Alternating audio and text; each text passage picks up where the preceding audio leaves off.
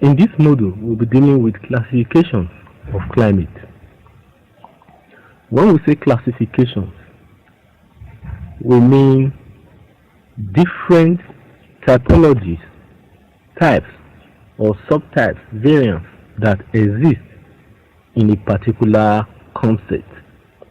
These typologies or subtypes are part of theory propounded by scholars to help others to generalize or to deal with some object phenomena.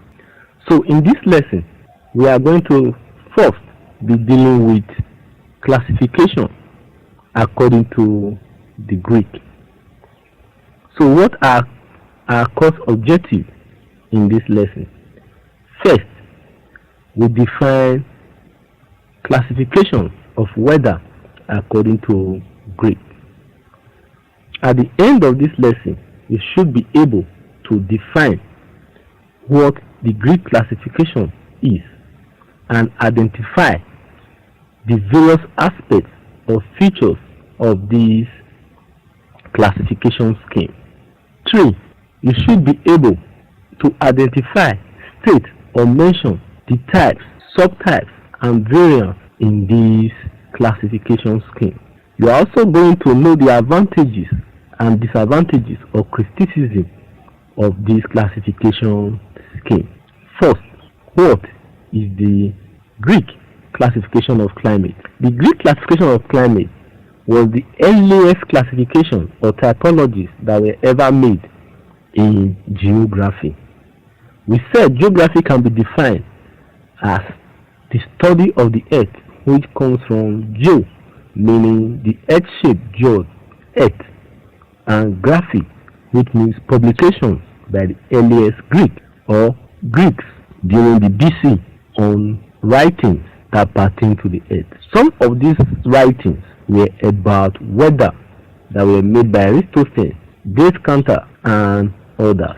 So men like Aristotle tried to probe into weather conditions, atmospheric conditions, using the experience and tales or what has been said by travelers, farmers, seafarers, and explorers. So at the end of the day, they were able to collate things together or writings that tend to help us to look at atmospheric conditions.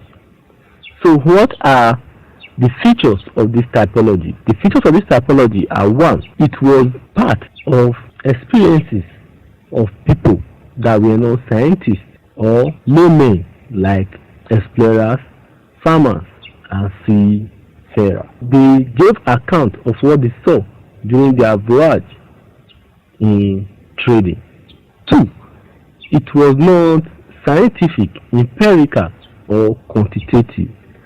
What we have was just 3 areas or 3 zones of climate, which were torrid, temperate, and frigid.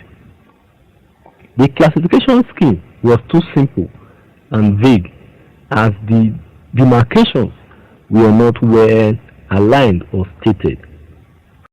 It was not very good for educational purpose due to its vagueness. So let's now look at the zone or the classification of typologies in this classification scheme. The 3 areas, torrid, temperate, and frigid, were duplicated in the 2 hemispheres, both southern and northern hemisphere, divided by the equator. That means we have 3 zones in the northern hemisphere. After the division by the equator, we also have 3 zones in the southern hemisphere. The torrid zone was a hot area or areas that were hot around the equator. They have excessive or high temperature and rainfall throughout the year. The area was also an area of rapid changes in conventional current. The area was within the tropics. So based on the fact that much emphasis in this typology was laid on rainfall and temperature, everything in the features are mostly temperature and rainfall changes or elements in the atmospheric condition. 2. We have another zone, or the second zone, that was the temperate zone. In the temperate zone, the features were 1. Mild temperatures that were microthermic in nature. So areas around these places were after the subtropical high pressure beds that are in the mid latitude. 2. The temperatures and rainfall were highly distinct in seasons, as there was heavy contrast in seasonal effect. That means it can be snowy, rainy, hot, and cool at different seasons.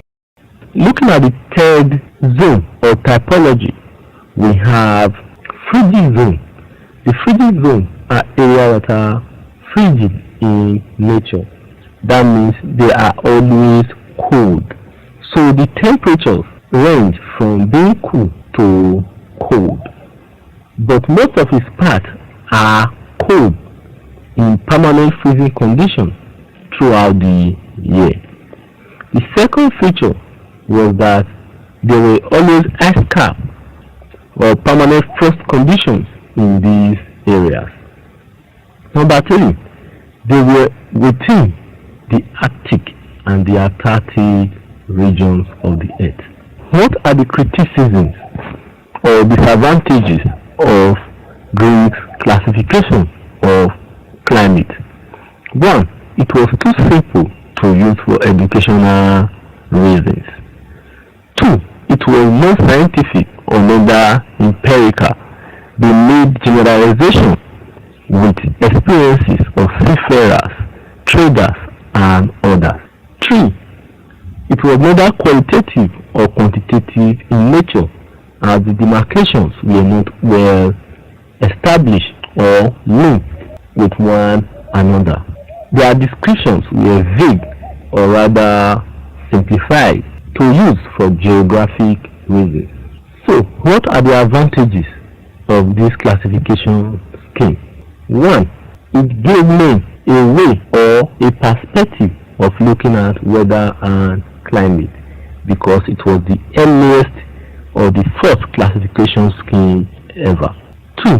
It made attempt to let us know the variation in seasonal effect in different places. 3.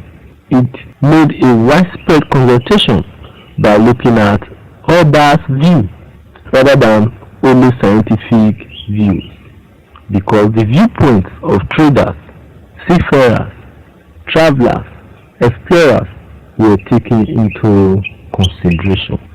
So, this is the end of this lesson. I hope you understood everything that has been said. At the end of the lesson, you are expected to deal with some quizzes and other assignment questions. So watch this video carefully and also read the content page where we have introduction and summary for this lesson. I wish you the best.